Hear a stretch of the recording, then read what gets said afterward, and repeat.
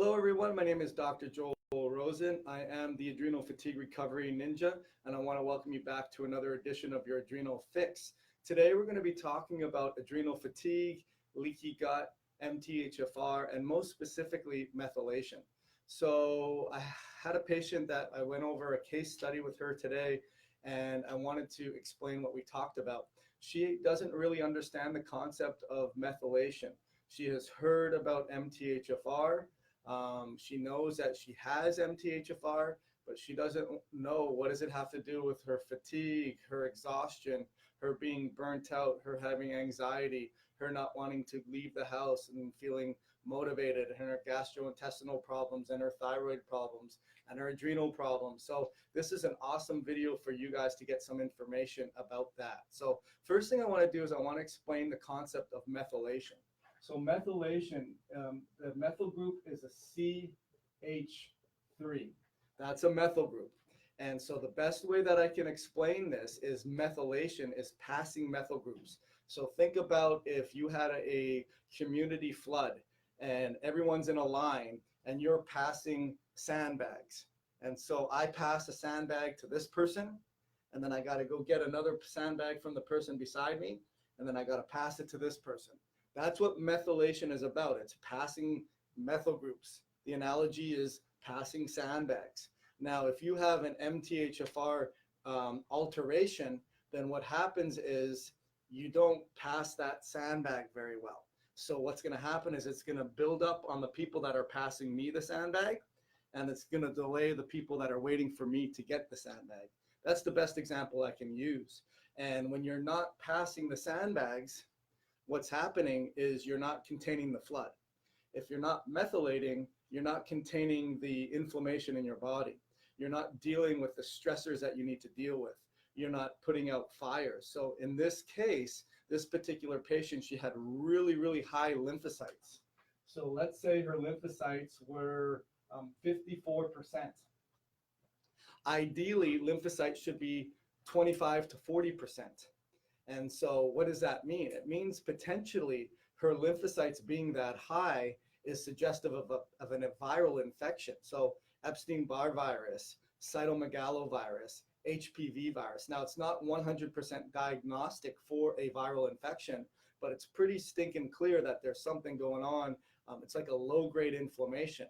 And if we put on top of that, we're not putting out sandbags, we're not methylating very well, then the analogy I would use is you're not extinguishing the flame, or you're not putting out the flood.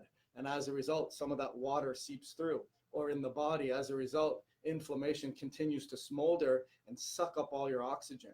As a result of that, your thyroid starts to be pulled in two different directions. You need oxygen uptake in the cell. You need the thyroid to be working well, but there's not a lot of energy. You're not passing sandbags. So your thyroid starts to slow down.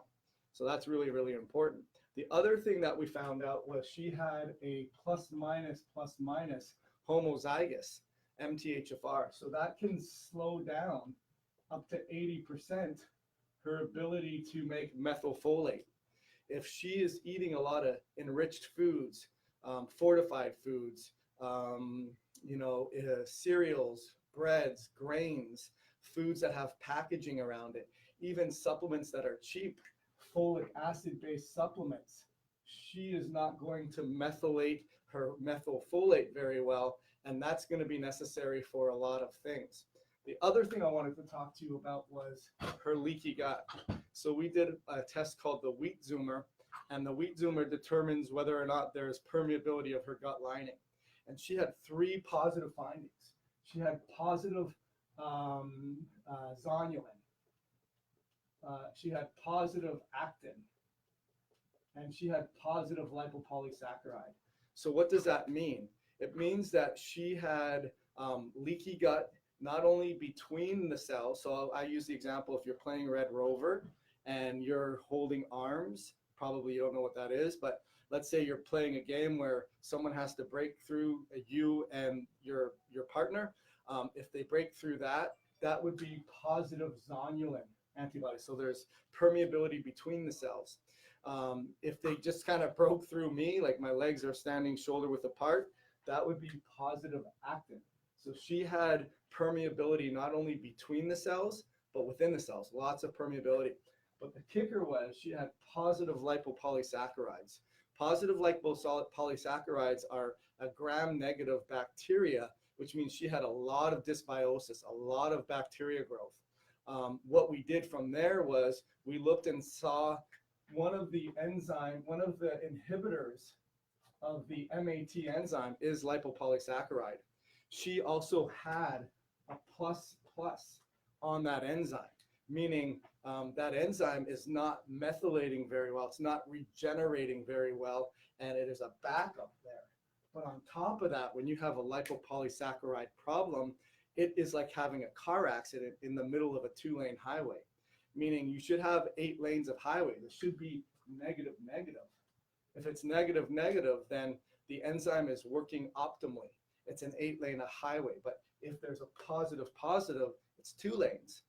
But then if you put a car accident like lipopolysaccharide in the middle of that, she is not going past that. Here's the other thing. She was a vegetarian, so she wasn't getting very much methionine. She was getting a lot of carbs, and she's getting a lot of veggies, so she said, but there's a difference between being a vegetarian and being a carbitarian. And if she's not getting a lot of carbs, then she's not getting her natural methylfolate. On top of that, she was 80% decreased by having a compound heterozygous, which is hugely problematic. So this was explained to someone that didn't understand very much about methylation, and hopefully you're getting a little bit of it as well. So what did we do, or what are we going to do? So first things first, I told her if these are highways, and we said a plus is a 2-lane highway, a plus minus, meaning mom or dad has a altered efficient gene, or plus, both mom and dad have it, 2 lanes of highway, you got to control the cars on the highway.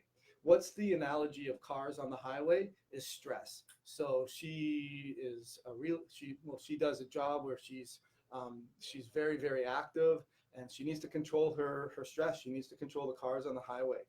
We got to make sure she's a vegetarian. Now, she doesn't necessarily have to change her philosophical basis of why she's doing no meats or no animal products, but she certainly needs to get methionine from her diet. And that's the thing, like these are things that happen inside the body, but our body is created where we should be getting enough methylfolate from the green leafy vegetables. But what happened was we adulterated it. We put a lot of pesticides and sprays. The soils are depleted in minerals, and we're not really getting the great methylfolates in the plants that we're eating. On top of that, methionine is from typical good protein sources, but we adulterated that too. And we put pesticides in the grains. We put antibiotics in the foods, or in the feed. We put hormones in these animals, and then they're heavily bacterialated. So we really got to go that extra mile and get good quality organic fruits and vegetables. We got to get good quality grass-fed beefs. And then in her case, we got to really clean up that gut. She had major leaky gut. She was reactive to gluten. That's another lesson I wanted to teach you is she was told she doesn't have celiac, so she can eat gluten. And I told her, based on that Wheat-Zoomer test, hey, just because you're celiac doesn't mean you're not gluten reactive. And a lot of doctors will say, if you're celiac, then you're gluten reactive. But if you're not celiac, you're not gluten reactive. And that's a false statement. All celiacs are gluten reactive, but not all gluten reactives are celiac. Very, very important distinction. Because if you throw the baby out with the bathwater and you go ahead and you say, okay, I tested negative for celiac, I'm going to go ahead and eat gluten. Remember, not all gluten reactives are celiac. And that's typical for her. So cleaning up the diet and becoming the gluten police. She said, now I'm gluten-free for the last 4 or 5 years. However, we saw many peptides that she was over the top. She says, Dr. Rosen, how could that be? I said, well, guess what? You're getting it. You're getting it from certain things. Maybe you're getting it from your supplements. Maybe you're getting it from your medications. Maybe you're getting it from your cosmetics. Maybe you're getting it from your emulsifiers and your sauces, or maybe you're getting it from things like Gatorade, or even you're getting it from foods that have it in there. But you got to be more militant about that.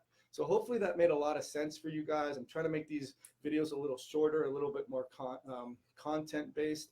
Once again, my name is Dr. Joel Rosen. I am the Adrenal Fatigue Recovery Ninja, and I look forward to ending your adrenal fatigue nightmare. Thank you so much.